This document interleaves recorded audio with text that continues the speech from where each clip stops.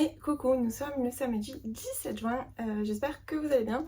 Donc comme je vous ai expliqué dans mon vlog précédent, j'ai décidé de changer un petit peu les jours. Alors du coup, normalement j'ouvrirai mon vlog le vendredi ou le samedi en fonction de ce que j'ai à vous dire et j'essaierai de le clôturer au plus tard le jeudi. Voilà, c'est juste une question d'organisation, donc j'espère que ça ne changera rien pour vous et que voilà, après vous pouvez le regarder de toute façon quand vous en avez envie. Alors, j'ouvre maintenant parce que j'avais des colis dans la boîte. Je sais pas ce qui s'est passé là. Voilà, donc je voulais les ouvrir avec vous. Alors, Si jeune et randonnée de Fanny Guéral, apparaître aux éditions Erol le 6 juillet. Bon, du coup, c'est bien, ça me laisse un peu le temps. C'est pas... Voilà. Alors, regardez, encore une fois, vraiment, je trouve que les couvertures, elles invitent à l'évasion. À chaque fois que j'ouvre un roman Erol, j'aime beaucoup leur couverture. Alors, je vais vous lire la 4e de couverture. À 33 ans, Angela est médecin généraliste à Tours. Elle dédie sa vie à ses patients et à sa mère qui souffre de dépression. Autant dire que la jeune femme ne s'accorde pas une minute et néglige sans scrupule sa propre santé, sa vie amoureuse et sociale. Mais cette abstraction d'elle-même ne passe pas inaperçue auprès de ses confrères. Ils se cotisent pour lui offrir un cadeau très spécial, un stage consacré aux jeunes et à la randonnée. De quoi faire pâlir cette grande amatrice de fromage fermier. Contrainte et forcée, Angela débarque sur l'île de Ré et entame une semaine de marche laborieuse et de bouillon clair en joyeuse compagnie. De quoi bousculer toutes ses certitudes. Voilà. Écoutez, je ne connais pas l'auteur qui d'ailleurs m'a contacté sans savoir que j'avais déjà accepté le livre de la part donc, de Pauline de chez Erol, que je vous remercie. Et du coup, voilà, j'ai d'autant plus envie de le lire que j'ai déjà eu un premier contact avec Fanny Guéral. Donc je vous en reparle dans tous les cas très vite. Alors ensuite, toujours des éditions Erol. Alors, hop, donc ça c'est un format poche, apparaître le 8 juin, donc il est déjà en librairie. Je te like, moi non plus, de Sophie Villenoisy. Je remercie encore une fois Pauline de chez Erol pour l'envoi de ce roman. Et je vais vous lire la 4e de couverture. Amandine Doucet, jeune professeure de français, est parachutée dans un collège sensible de banlieue parisienne. Sur place, le constat est sans appel. Elle n'a ni la bosse pédagogique ni l'autorité pour dompter ses élèves désabusés.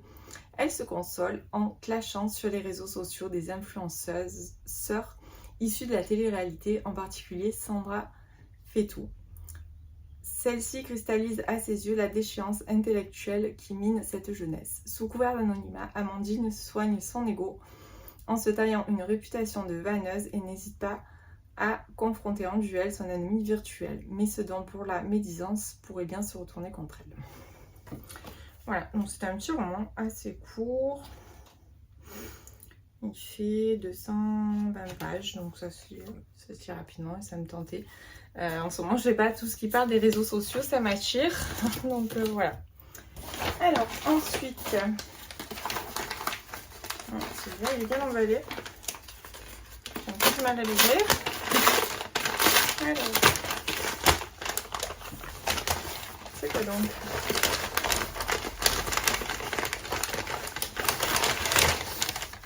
Ah oui, j'attendais celui-là. Donc c'est La Villa des Lauriers Roses de Teresa Simon. Donc apparaître le 14 juin. Donc il est déjà sorti aussi aux éditions City. Alors, je vais vous lire la 4e de couverture. La raison plutôt que les sentiments, la tradition à la place de la passion, et bientôt mon tour viendra de les imiter, mais ce sera sans moi. À l'aube de la Seconde Guerre mondiale, la jeune Sophie, fille d'un influent marchand de café de Hambourg, vit confortablement dans la luxueuse villa familiale. Les réceptions et les fêtes se succèdent, surtout pour trouver un bon mari à Sophie. Tandis que la jeune femme tente de faire bonne figure et de sourire aux invités, Anne, le fils de la cuisinière, fait le service. Il est le confident de Sophie depuis leur enfance. Et au fil du temps, le sentiment très fort qui les a toujours liés s'est transformé. Mais comment une fille de classe supérieure pourrait-elle imaginer épouser un homme qui n'a rien à lui offrir? Un jour, le monde bien ordonné de la villa des Laurier-Rose se fissure. Alors que le chaos de la guerre approche, Sophie découvre que ses parents dissimulent depuis des décennies un secret qui va bouleverser le destin de la jeune femme. Donc voilà, alors lui il fait... Oh mais que vois-je? À la fin il y a des recettes. Il y a des recettes à la fin, ça donne trop envie. Donc il fait 470 pages, donc c'est un beau petit pavé. Voilà, donc j'avais très envie de le découvrir. La couverture est très jolie, je trouve. Ça ressemble, ça inspire bien au niveau du titre. Et comme vous le savez, c'est une période qui me plaît toujours. Donc bah écoutez, merci beaucoup à Eric Poupée et aux éditions City pour l'envoi de ce roman. Donc je vous en parle très vite de ces 3 livres. Alors ensuite, je sais pas si vous voyez, mais donc vous devez pas trop bien voir, mais j'ai commencé à réorganiser ma bibliothèque, donc comme je vous en avais parlé. Alors au départ je comptais le filmer, mais franchement j'ai pas réussi. Donc là j'ai commencé, j'ai déjà déplacé mes étagères, j'essaye de... mais c'est un premier jet, parce que je ne vais pas laisser comme ça, je voudrais vous faire un classement, tout ça, mais juste pour les emplacements, donc je suis assez contente de moi. Voilà, donc je vais poursuivre parce qu'il y a encore beaucoup de travail, mais j'ai pas eu le temps de terminer. Sinon, côté lecture, je suis toujours dans L'ombre d'un secret de Virginie Saint-Martin, qui me vient aussi des éditions City. J'aime beaucoup.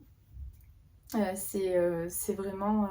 j'aime beaucoup parce qu'en fait, on suit le personnage sur vraiment quasiment toute sa vie, j'ai l'impression, puisque là, j'ai quand même bien avancé. Il me reste 200 pages sur presque 500. Et du coup, on suit Alphonsine depuis son plus jeune âge, en fait, puisque je crois qu'au début, on était en 1900, si je dis pas de bêtises, en 1917, et là, maintenant, je suis en 1962. Donc vraiment, en 1917, je crois qu'elle devait avoir 12 ans à peu près, donc c'est plutôt pas mal de la suivre sur toute cette période. Donc on a traversé la guerre. C'est vraiment une belle histoire de vie. J'aime beaucoup moi quand comme ça s'étale sur le temps.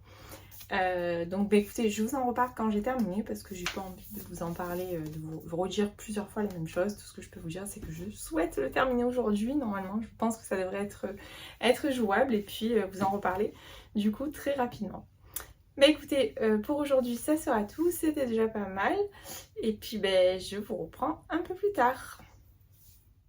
Et coucou, on est le lundi 19 juin, je vous reprends, je vais vous parler donc de mes dernières lectures et de mon programme de la semaine. Alors, comme prévu, samedi soir, j'ai réussi à terminer L'ombre d'un secret de Virginie Saint-Martin. Et franchement, j'ai adoré cette lecture. Alors déjà, j'ai eu la chance d'avoir quelques petits échanges avec Virginie donc, sur son livre, qui m'a d'ailleurs dit que c'était en hommage à sa grand-mère qu'elle avait écrit ce livre. Et du coup, ça a pris encore plus, l'histoire a pris encore plus de puissance. Parce que voilà, je trouve ça très touchant, je trouve que c'est un bel hommage, surtout quand on a terminé ce livre et qu'on sait tout ce qui s'est passé. Donc, pour en revenir à la lecture, alors nous allons suivre Alphonsine. Alphonsine est une jeune fille qui est issue d'une famille de paysans bretons et elle n'a qu'une idée en tête dès son plus jeune âge, c'est de fuir ce milieu, de fuir son père qui est tombé dans l'alcool et de rejoindre la capitale pour changer de vie en fait et avoir une vie différente de celle qu'elle aurait eue si elle restait dans son village natal. Si le s'exauce, pardon, elle va partir, elle va quitter donc son village et rejoindre Paris, dans laquelle elle va être embauchée comme bonne, puisque c'était beaucoup le cas à l'époque, puisque alors, il faut savoir que ce roman démarre en 1900, que je vous dise pas de bêtises, je crois qu'il démarre en 1917, donc vraiment on est dans la période entre-deux-guerres. Et je crois qu'Alphonsine arrive à Paris quand même des années plus tard, puisque là on démarre vraiment, on va suivre Alors, du coup, je sais, j'ai tellement aimé ce livre et je vais avoir beaucoup de mal à vous dire tout dans le bon ordre. Donc, on va en revenir à Alphonsine. Après, Donc, Alphonsine est embauchée à Paris par un couple qui s'appelle les Chetmov, je sais plus exactement comment ça se prononce. Donc, elle va être embauchée par ce couple comme bonne et il se trouve que ce sont des gens qui sont d'une gentillesse extrême et qui ne traitent pas les bonnes comme la majorité des gens les traitaient à l'époque. Et de fait, Alphonsine en fait va avoir une vie entre guillemets riche grâce à eux. Riche dans le sens où Sarah Chetmov est une femme un petit peu émancipée qui va toujours la pousser, qui est, on va dire, à l'écoute de ses employés, de ses deux bonnes, puisqu'elles sont deux du coup. Ben voilà, bon. Ce couple est juif et donc du coup parallèlement on va suivre en fait dans cet entre-deux-guerres la montée du fanatisme avec l'arrivée d'Hitler au pouvoir et l'éclatement, la Deuxième Guerre mondiale, donc voilà. Ce que j'ai adoré dans ce roman, en fait, c'est que c'est une immense fresque familiale historique. On va suivre, en fait, cette famille donc de 1917 jusqu'à nos jours, quasiment. Et on va, du coup, voyager dans le temps avec tout ce qui s'est passé historiquement, donc, durant ce siècle, et c'est riche. Mais surtout, avec Alphonsine. Alphonsine, je vous le dis, j'ai eu vraiment un coup de cœur pour ce personnage. C'est vraiment une femme forte qui va se battre pour ses convictions. C'est la femme qu'on imagine vraiment dans ces années d'après-guerre qui va porter des pantalons, se couper les cheveux, défendre la cause féminine. Enfin voilà. Après, je ne vais pas rentrer trop dans le détail de tout ce qu'elle a vécu, Alphonsine, parce que ça vous gâcherait vraiment une grosse partie de l'intrigue. Et ce n'est vraiment pas le but, parce que l'intrigue est magnifique. Comme vous pouvez le voir, il y a des secrets. Donc voilà. Une chose est sûre, c'est que la plume de l'auteur est très agréable. Elle aborde de nombreuses thématiques et de nombreux faits historiques. Vraiment, comme je le dis, ce roman est vraiment très riche et... j'étais pas loin du coup de cœur, franchement, même je pense que j'aurais pu continuer encore en double, enfin avec la même quantité à lire, parce que c'est tellement intéressant, tellement riche de traverser le siècle, donc de l'entre-deux-guerres avec la montée du fascisme, en passant par la Seconde Guerre mondiale et toutes les horreurs qui ont pu en découler, comme les déportations, tout ce qui a été fait, plus la libération, la joie dans Paris qu'on ressent au travers d'Alphonsine. On va dire après la chute du mur de Berlin, la légalisation de l'avortement. Vraiment, ce livre nous propulse dans l'histoire et voilà. Et comme je vous dis, parallèlement, il y en a une partie qui se passe aussi en Allemagne et voilà, on voit un petit peu, on assiste vraiment à cette montée du fascisme, comment Hitler a pris le pouvoir. Donc vous le savez, j'adore les romans historiques qui traitent de cette période-là. Alors là, c'est vrai qu'on traite d'autres périodes aussi, mais vraiment, moi j'adore, vraiment, c'est vraiment ce que j'aime. Quand en plus ça s'englobe dans une saga familiale touchante avec des thématiques fortes, ben, je ne peux qu'être conquise. Voilà, et moi je vous le dis, je suis totalement conquise par ce roman qui m'a totalement transportée. Je me suis pas ennuyée un seul instant, ça s'enchaîne très bien. Alors je vais pas vous en dire beaucoup parce qu'il faut vraiment le découvrir, parce que moi j'ai eu beaucoup de surprises justement en le lisant, parce que je ne m'attendais pas à ce que ça soit forcément mis comme ça, étalé aussi longtemps. Je vous avoue, je ne savais pas du tout. Donc il se divise en 4 parties, le livre, et voilà, donc sur des périodes et ainsi de suite, et on avance jusqu'au bout. Voilà, voilà.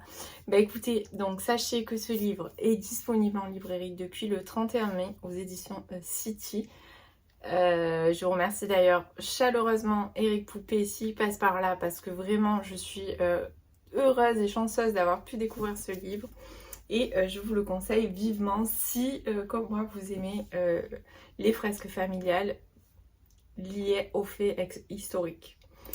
Voilà, bah écoutez, je vous en dirai pas plus parce que j'ai peur vraiment après de trop en dire parce qu'il y a tellement à dire sur ce roman, il est tellement... Et c'est un condensé, il se passe énormément de choses.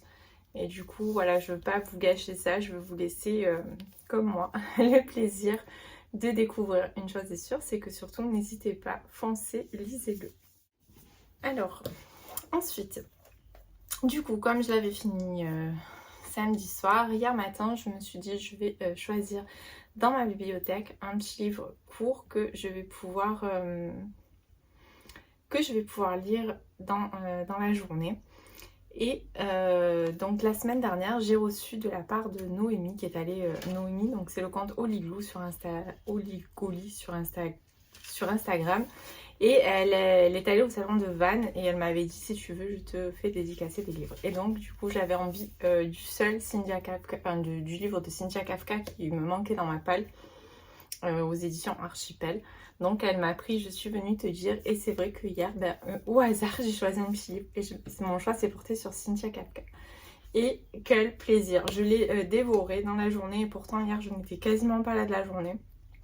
J'ai pas eu un temps énorme pour lire, mais vraiment je suis totalement conquise par la plume de Cynthia Kafka. Alors on n'est pas sur un roman historique là, on est sur plutôt un roman de vie, un roman un peu feel good et histoire de vie. Mais vraiment j'ai été totalement convaincue, comme avec le sourire au livre.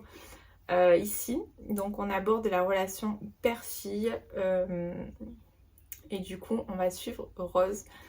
Rose qui a 28 ans, qui arrive à un stade de sa vie où elle n'a pas avancé au final parce qu'elle est brisée, elle a de nombreux remords, de nombreuses choses en elle, de la colère,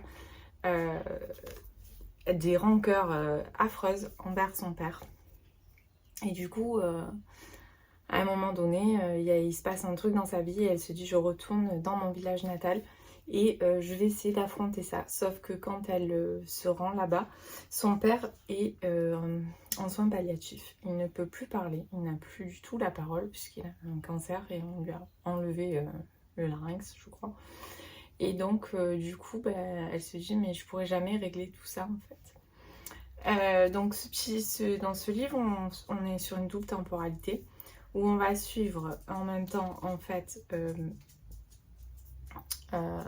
Rose dans le présent, mais aussi des chapitres consacrés à ses souvenirs d'enfance, à des moments où elle se rappelle de choses justement en lien avec son père, puisque le but étant d'arriver à régler son problème. J'ai été extrêmement, mais extrêmement touchée par ce livre. Alors la relation père-fille, oui, ça me touche énormément. Alors pour plein de raisons, je ne vais pas vous déballer ma vie. Mais voilà, j'ai été extrêmement touchée par ce livre, par les thématiques abordées par l'auteur. J'ai pas envie de vous en dire beaucoup plus en fait, parce qu'il faut le découvrir. Moi je vous avoue, j'avais même pas lu la 4e de couverture, puisque en fait quand j'ai terminé le sourire au livre, je me suis dit je veux lire tout ce que je trouve comme livre de Cynthia Kafka pour me faire une deuxième idée. Et puis voilà, c'est confirmé. J'adore sa plume, c'est une plume pétillante, poétique. Elle aborde les choses avec justesse, avec pudeur, avec beaucoup... c'est de légèreté et en même temps c'est des choses qui sont difficiles parce que là on est vraiment... si vous vous imaginez, je veux dire, avoir eu une enfance assez... Rose, voilà, elle n'a pas eu une enfance toute rose, c'est le cas de le dire sans jeu de mots maladroit. Mais du coup... Et on va suivre ses souvenirs et on va suivre ce présent où elle trouve un moyen finalement de sortir toute cette rancœur. Mais au final, on se rend compte que c'est d'autres choses qui vont sortir parce que c'est un chemin pour trouver la paix et pas pour faire monter encore plus, entre guillemets, la haine qu'elle peut avoir en elle, la colère qu'elle peut avoir en elle. Non, justement, c'est pour éteindre tout ça et enfin trouver le chemin de la résilience, de la reconstruction et faire sa vie. Au-delà de ça, comme d'habitude, Cynthia Kafka nous a dressé un panel de personnages tous les plus attachants les uns que les autres. Et vraiment, j'ai passé un très bon moment. J'avais beaucoup de mal à lâcher ma lecture puisque je l'ai commencé hier matin. Parce que le week-end, j'adore lire le matin. Et du coup, Je l'ai commencé hier matin, puis après il fallait qu'on parte et j'avais pas envie de le lâcher. Je me languissais de rentrer hier soir, je vous avoue, pour reprendre ma lecture et donc du coup je l'ai terminé. Donc voilà, si vous avez encore des doutes, bon je pense être la seule à ne jamais avoir lu Cynthia Kafka, mais enfin jusqu'à il y a un mois en arrière. Mais voilà, si vous connaissez pas, je vous le conseille vivement. Si vous aimez ces romans un peu comme, je pourrais vous comparer ça à Virginie Grimaldi, ben, d'ailleurs elles sont très amies. Je pourrais vous... Enfin voilà quoi, c'est à d'autres choses, à Anne Gaëlle aussi pareil. C'est vraiment j'aime ce genre de roman aussi un peu... Enfin, c'est des moments de vie, c'est voilà, c'est des choses et puis c'est une plume qui vraiment est ultra addictive.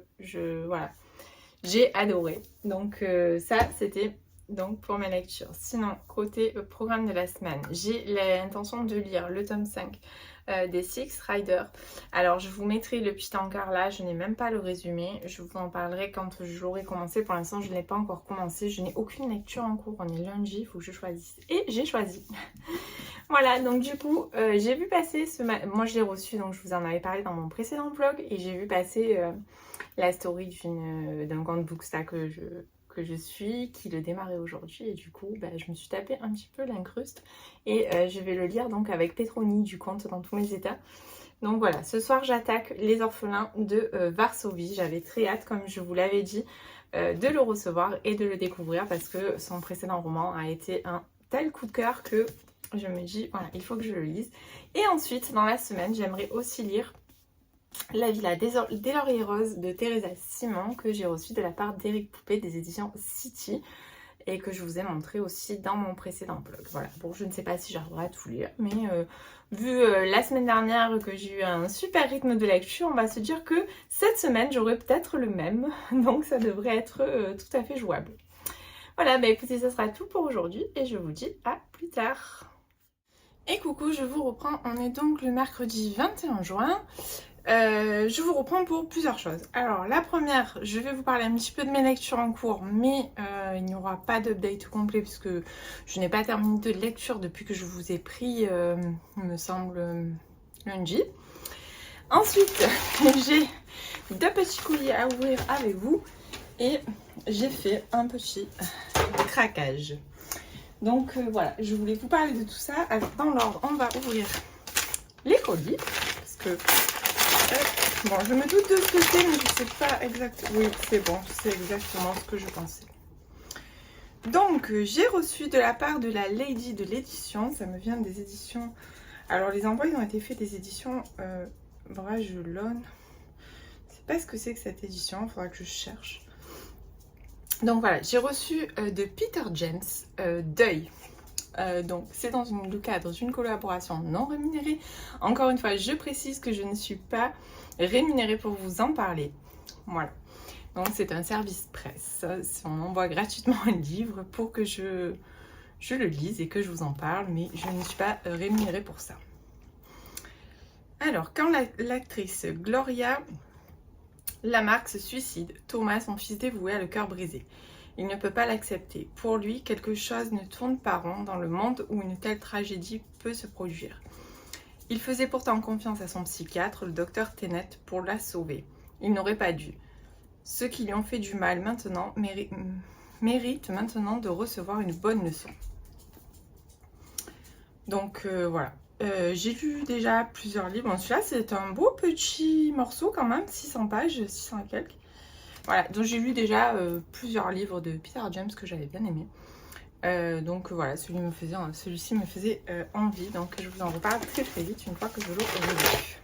Alors le deuxième paquet, il me vient de... Donc c'est des éditions Hauteville.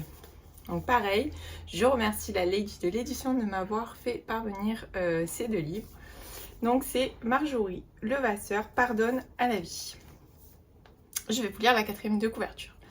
Et si en dénichant le manuscrit parfait, Isa venait de découvrir l'homme qui changerait sa vie. Un récit bouleversant. Isa, éditrice à Paris, n'a qu'une idée en tête lorsqu'elle achève la lecture du manuscrit de Mathias Lacroix. Elle doit absolument le publier. Mais cet auteur au talent prometteur se révèle insaisissable. Seul moyen de le rencontrer, aller chez lui dans son gîte de Haute-Savoie. Sur place, ce beau jeune homme lui réserve un accueil glacial. Et pour cause, ce n'est pas lui qui a envoyé son manuscrit. L'éditrice décide donc de mettre ses vacances à profit pour le convaincre. À force de côtoyer Mathias, Isa se rend compte que tous deux ont, au-delà de leurs failles respectives, plus en commun qu'il n'y paraît. Cela l'amènera à faire le point sur sa vie jusqu'à emprunter une voie qu'elle n'aurait jamais envisagée. Voilà, ça me tentait beaucoup et puis je pense qu'avec mes dernières lectures qui étaient assez bouleversantes, ça ne pourra me faire que du bien. Donc je vous en reparle très vite. Alors, ensuite, on va faire le petit point lecture et on continuera sur mes achats, comme ça fait une petite coupure. Donc, j'ai commencé lundi soir Les Orphelins de Varsovie de Kelly Rimmer, disparu récemment aux éditions Charleston. Donc, comme son nom l'indique, l'intrigue se déroule à Varsovie, dans le ghetto de Varsovie pendant la Seconde Guerre mondiale. Alors, je dois vous dire que cette lecture me bouleverse, c'est peut-être un peu pour ça que je n'ai pas encore fini, bon, quoique je l'ai commencé que lundi. Il me reste vraiment pas grand-chose, il me reste une 50aine de pages.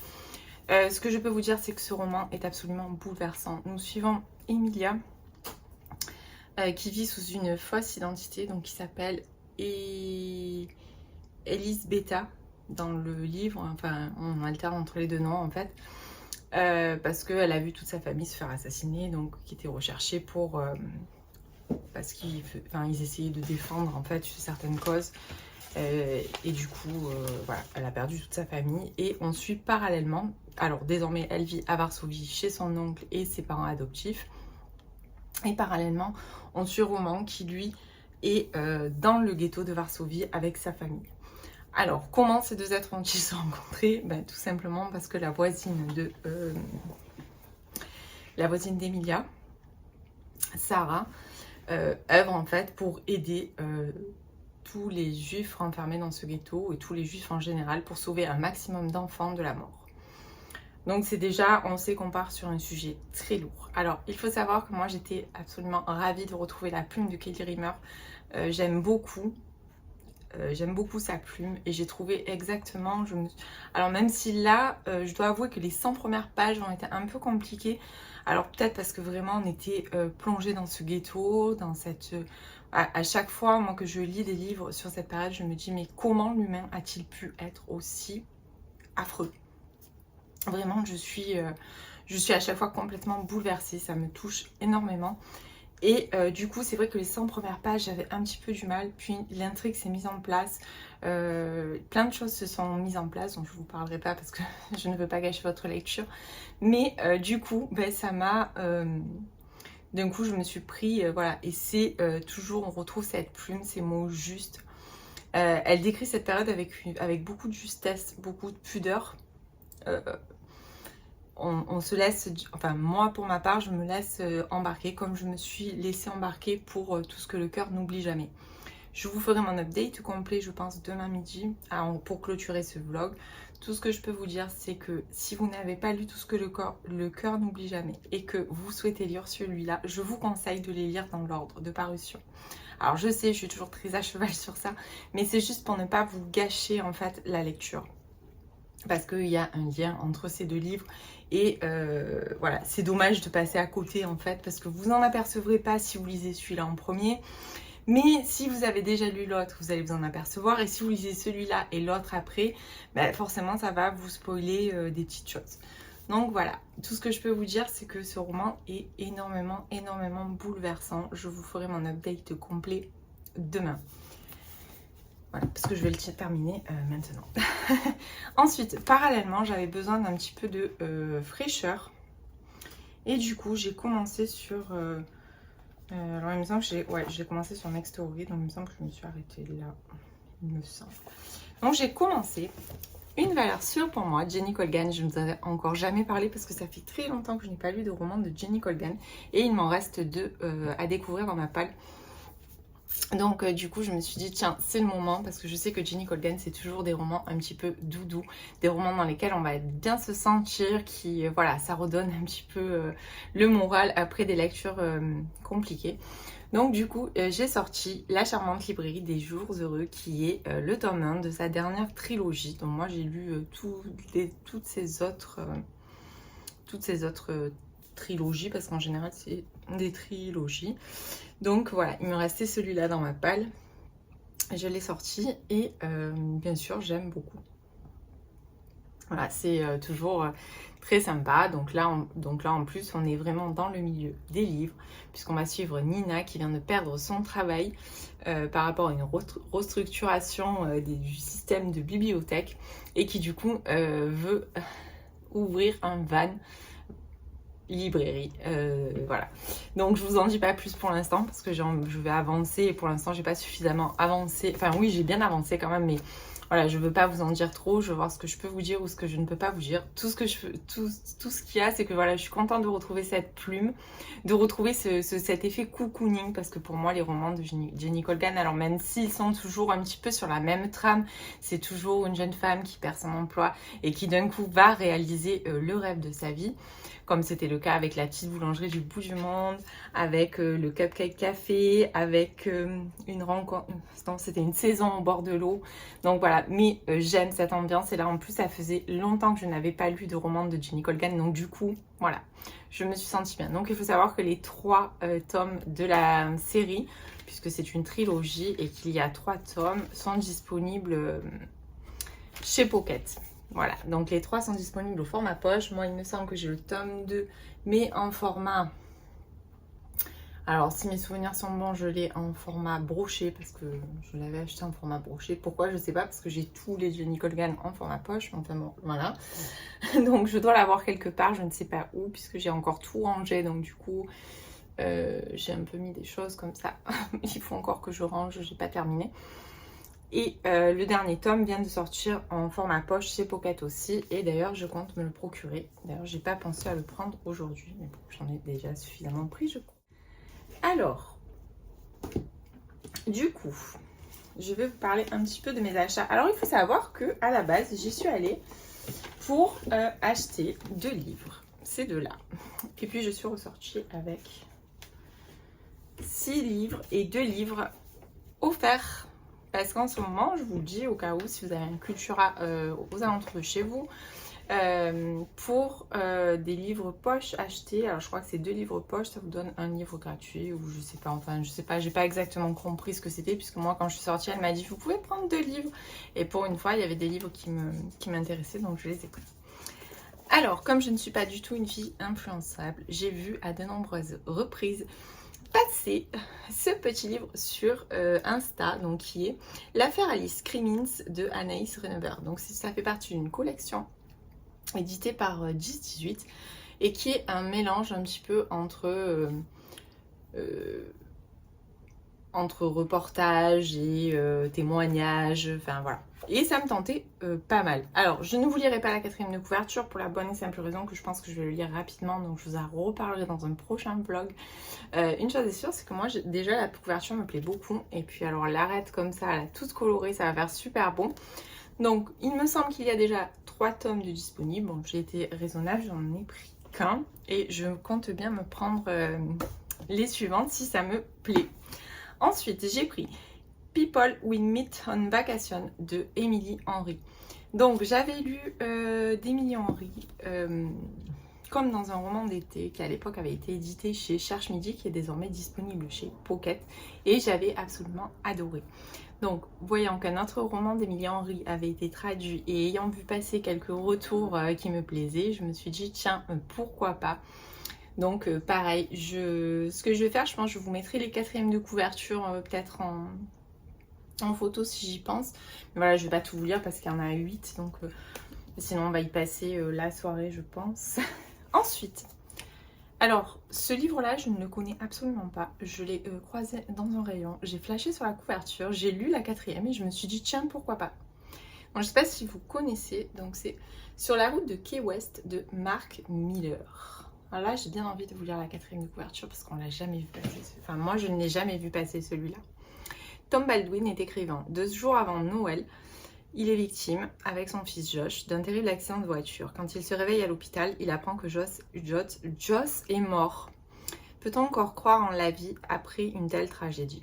Tom, en tout cas, change la sienne. Il quitte New York pour s'installer dans les Key West de Floride. Lorsqu'il décide de louer une maison en face de l'océan, il ignore que sa vie va encore être bouleversée. Il fait la connaissance de Kay, sa voisine, femme mystérieuse qui semble fascinée par l'écrivain. Puis un jour, Tom découvre un mail anonyme dans sa messagerie. Ton fils est vivant. Bon, j'ai du mal à parler, apparemment on voit que la journée est pratiquement terminée. Donc voilà, ça me tentait bien, ce petit résumé, donc voilà. Ensuite, j'ai pris un livre que vous avez certainement dû voir passer et repasser également, qui a été édité l'année dernière aux éditions Charleston. C'est La librairie des rêves ensevelis de Madeleine Martin. Donc là, elle est disponible en poche, j'ai lu, ça fait un petit moment déjà qu'elle est disponible en poche. Et c'est un livre que j'avais envie de découvrir. Je ne l'avais pas pris en version brochée l'année dernière. Et là, je me suis dit, ben pourquoi pas, c'est l'occasion. Bon, je ne le lirai pas de suite parce que là, je pense que je vais faire une petite pause Seconde Guerre mondiale. Voilà, ensuite, alors celui-là, pareil, totalement influencé par Bookstagram. Donc j'ai vu passer et repasser aussi Tantalis Enquête, Ali Rebecki, Le bonheur est dans le crime, édité aux éditions du Masque. Alors c'est un cozy mystery, ça me tentait pas mal. En plus, alors là, je pense que ça doit se lire vraiment très très vite parce qu'il est tout court. Il fait 260 pages, donc voilà. Non, un peu plus, 265 pages, mais vous voyez comment c'est écrit. Je pense que voilà, ça va être vraiment très rapide. Je vais vous lire la 4e de couverture. Plongé dans une enquête exquise made in Fontainebleau. Qu'il fait bon vivre à Valmont-sur-Loing, Alice Bonneville, professeure de droit pénal à la retraite, y coule des jours tranquilles dans sa magnifique demeure en pierre où elle vit avec son neveu Arthur, psychologue clinicien. Entre son club de lecteurs, ses activités bénévoles, ses marches en forêt de Fontainebleau, ses grandes conversations avec sa femme de ménage, Inès, et ses visites à son meilleur ami, Haro, qui tient le salon de thé du coin, il reste tout juste à Tantalis, le temps de se consacrer à sa passion, la pâtisserie. Sa paisible existence se voit troublée lorsque son voisin, Paul Fay, auteur à succès des 5 vérités celtiques, s'est retrouvé assassiné. Qui donc a pu s'en prendre à ce pape du développement personnel? Entre deux sablés à l'orange, Tantalis décide de mettre son nez dans l'enquête. Ah, si son défunt mari pouvait l'aider, il aurait sans doute bien des choses à lui dire. À commencer par cette 2e vérité celtique. Il est impératif de dialoguer avec ton instinct. Voilà, donc ça me tentait bien. Donc je me suis dit, pourquoi pas. Bon, après, c'était pas prévu que je le prenne ce mois-ci. Mais l'ayant vu dans un rayon, je n'ai pas pu résister. Donc je me suis pris le tome 5 de La Villa aux étoffes, Les adieux à la Villa aux étoffes d'Anne Jacob, paru aux éditions Charleston récemment. Donc il va clôturer la saga. Moi, je me suis arrêtée au tome 3. Je pense lire le tome 4 en juillet. Et en toute honnêteté, j'ai pour projet de finir cette saga dans l'année. Encore une fois, la couverture est absolument sublime. Donc au moins, je l'aurai. Je les voulais tous embrocher. C'est chose faite. Et ensuite, donc, j'ai eu 2 livres offerts. Et alors, j'ai choisi Un été pour tout changer à Vert Cottage de Lucy Daniels. Alors, c'est un livre que j'ai voulu acheter plusieurs fois et que je n'ai jamais acheté. Et ben voilà, du coup, c'était l'occasion. Alors, il me semble qu'il y a plusieurs tomes, mais je crois que c'est le premier. Voilà, donc ça va, c'est le premier. Donc, c'est parfait. Du coup, je pourrais commencer la saga et si ça me plaît, ben, je la continuerai. Et ensuite, j'ai pris un format poche aux éditions Charleston, donc pareil, qui était offert. Et donc c'est de Laila Mekam, Le vol des libellules. Alors pareil, je l'ai beaucoup vu passer, j'avais envie de le prendre, et puis à chaque fois je le prenais pas parce que je sais que c'est pas forcément quelque chose que je vais lire tout de suite. Mais ben voilà, là je me suis dit pourquoi pas, pour une fois que je trouve quelque chose qui me plaît dans les livres offerts. Donc bah écoutez, ça sera tout pour aujourd'hui, c'est déjà pas mal et dans tous les cas je vous reprends demain pour clôturer ce vlog et pour vous faire l'update complet des enfants de Varsovie. Je vous dis à plus tard. Et coucou, je vous reprends, on est le jeudi 22 juin, j'espère que vous allez bien. Donc comme prévu, je vous reprends pour vous faire l'update complet des les orphelins de Varsovie de Kelly Rimmer aux éditions Charleston que j'ai terminé hier soir. Donc il faut savoir que c'est un livre que j'ai lu en lecture commune avec Pétronie du compte dans tous mes états. D'ailleurs, je vous mettrai son compte Instagram, c'est un très joli compte et c'est une une fille très sympa avec qui j'ai passé justement un très bon moment sur cette lecture parce que c'était vraiment très agréable de pouvoir échanger sur une lecture aussi forte et en plus on était assez synchro dans la lecture, donc c'était plutôt un très bon moment. Alors, pour en revenir à cette lecture, voilà, les 3 mots qui me viennent, ça va être bouleversant, fort, puissant, horrifiant par moment. Voilà. Cette lecture m'a vraiment bouleversée à certains moments de ma lecture. Je me disais, mais ce n'est pas possible. Oui, je redis toujours la même chose, mais pour moi, c'est absolument navrant de constater que l'être humain a pu un jour être aussi mauvais, faire des choses aussi abominables, comme renfermer des gens dans un ghetto en les empêchant de sortir sans leur donner de quoi vivre décemment sous prétexte qu'ils sont juifs. Vraiment, je ne peux pas, enfin qu'ils soient juifs ou autres, peu importe, c'est même pas une question de religion ou de race ou de quoi que ce soit, vraiment, on n'en est pas là du tout, c'est juste un être humain. Et voilà, je suis à chaque fois, mais complètement horrifiée, vraiment, ça me désole parce que je me dis que malheureusement, c'est ce genre de choses qui pourraient encore arriver. Parce que la cruauté n'a pas de limite et peut réapparaître à tout moment. Donc ici, on va suivre Emilia qui, elle, n'habite pas dans le ghetto, mais à côté du ghetto. Et avec son amie Sarah, qui est son amie et sa voisine, en fait, elle va découvrir certaines choses et du coup, elle va elle aussi se lancer dans ce sauvetage pour essayer de faire sortir un maximum d'enfants de ce ghetto pour leur sauver la vie, essayer de les placer dans des orphelinats ou dans des familles dans lesquelles ils auront une vie meilleure que celle qu'ils ont dans le ghetto de Varsovie. Parallèlement, donc il y a un Roman qui lui vit avec sa famille dans le ghetto et dans lequel c'est un combat de chaque jour parce qu'ils n'ont pas de quoi vivre, ils n'ont pas de quoi se laver, il s'est infesté de typhus. Mais vraiment, c'est une horreur. Voilà. Donc après, désolée, elle n'est pas contente apparemment.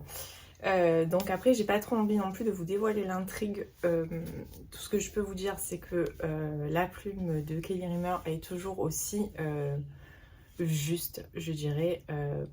C'est fluide, c'est juste. Il n'y a pas forcément de filtre parce que quand elle décrit certaines choses, elle les décrit comme elle doit les décrire. C'est un roman, je vous le dis, voilà, je vous le conseille, mais soyez prêts. C'est pas tout rose, c'est vraiment pas tout rose. Et je vous conseille encore une fois de lire précédemment Tout ce que le cœur n'oublie jamais, donc qui est son précédent roman.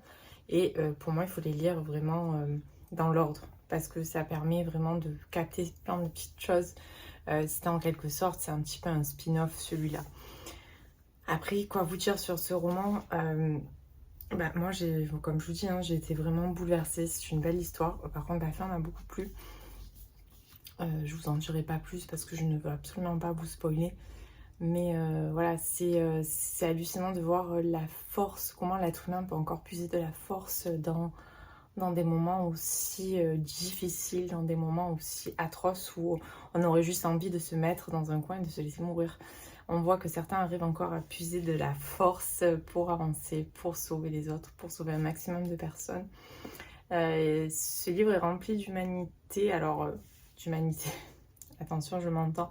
C'est-à-dire, on a des personnages qui sont remplis d'humanité, comme Roman, comme Sarah, comme Emilia, et même les parents d'Emilia. Donc Truda et j'avoue que j'ai un peu du mal avec ces noms. Bon, enfin voilà. Dans tous les cas, c'était une belle lecture. Ça ne serait pas un coup de cœur parce qu'il y a eu beaucoup. Alors, déjà, au début, j'ai eu un petit peu de mal à rentrer dedans par rapport à, je pense, cette ambiance un peu pesante. Alors, attention, je m'y attendais puisque je savais dans quoi je m'engageais. J'ai pas été surprise du tout, mais moi, je sais pas pourquoi, au début, j'ai eu un petit peu de mal. Et puis voilà, quoi, ça reste un roman quand même vraiment très dur et voilà, je ne peux pas là parler de coup de cœur. C'est une très bonne lecture, c'est une lecture que je vous conseille, mais voilà, pour moi ça ne sera pas un coup de cœur parce qu'il y a vraiment des choses qui m'ont... Voilà, ça m'a serré le cœur, mais je vous dis pas comment en tant que femme, c'était assez difficile. Donc voilà, ça sera tout. Donc sinon, écoutez, je vais clôturer ce vlog, comme ça vous l'aurez demain. Et voilà, j'espère que ça vous a plu. Et encore une fois, n'hésitez surtout pas, un petit commentaire, un petit like et de vous abonner à ma chaîne si le cœur vous en dit et que vous passez de bons moments avec mes vidéos. Sur ce, écoutez, je vous souhaite du coup un bon week-end et une belle semaine après par la suite.